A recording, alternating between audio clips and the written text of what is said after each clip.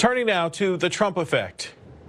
The United States conducted an airstrike on Wednesday against Taliban fighters in Afghanistan, the first such attack since a troop withdrawal agreement was signed between the two sides on Saturday. Now, according to a spokesman for the U.S. forces, Taliban fighters were actively attacking Afghan forces, so the U.S. responded with a defensive strike to disrupt the attack.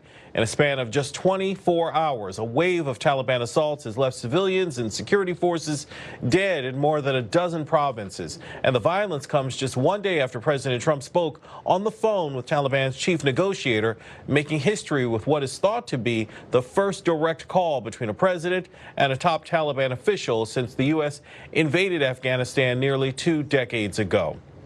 All right, well, joining me now is Michael Zanto, a foreign policy expert and a friend of the show here at Stateside. Welcome to the program. Welcome back, I should say. You're very welcome. Sure. So it's no secret dealing with the Taliban is a delicate balance here. But there is so much, hope with this peace deal that was signed. I mean, President Trump really campaigned on ending America's longest war in Afghanistan. What happened? What fell apart here? I mean, we're dealing with this terrorist, insane, extremist group. I think that's what's going on here. And, I mean, I guess dealing with them and getting a peace deal, is it just not worth the paper it's printed on? I mean, hopefully not. I don't know. It doesn't seem like the United States is ready yet to abandon it. There are parties who may not want the United States to pull out cleanly. And that would be Russia, that could be Iran, for example. So there could be other parties who are working to sabotage it. It's hard to know exactly what's going on.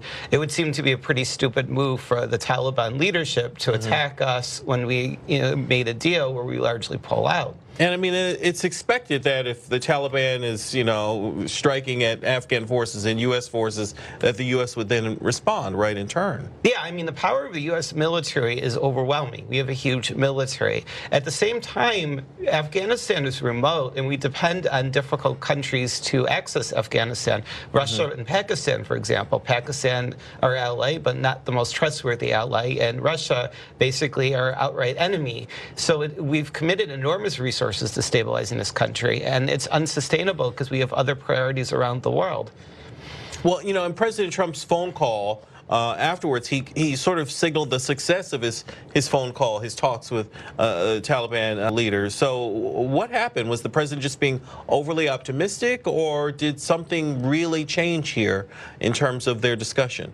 It's hard to say about that, but I think American credibility is on the line, not just because of the problems in Afghanistan, but some self-inflicted wounds, abandoning the Kurds in Syria, not doing enough to show we support South Korea, being excessively praising the North Korean leader. Sure. We have to show that allies can trust us, and in this situation, we may not be able to be there for Afghanistan 100% forever, but I wish we didn't abandon the Kurds. And I'm just connecting that other region, because that wasn't that hard for us to protect or not pull out. But Afghanistan's very expensive. But then where does the troop withdrawal efforts stand now? I mean, it seems like pulling out of Afghanistan isn't right at this moment, because the timing seems to be off in terms of the region and the country being settled militarily. Yeah, and we do not want our country to appear to be evacuate under fire. That was a big problem in Israel's pullout from Lebanon in 2000 with Hezbollah.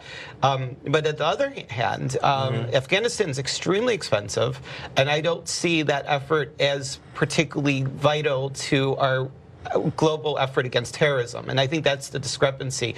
Very, very expensive, but just because bin Laden was there before 9/11 and many al-Qaeda fighters, it's not the only place for terrorists to be harbored. So there's no real end right now to America's longest war for President Trump, as he had campaigned on. Well, the war against terrorism is definitely not going to end. I'm just still very concerned, and have been for a very long time, the amount of resources devoted to Afghanistan. And it hasn't really paid off in terms of stabilization or movement towards a stable democracy there. Yeah, clearly. All right. Foreign policy expert Michael Zanto, thanks for coming in tonight.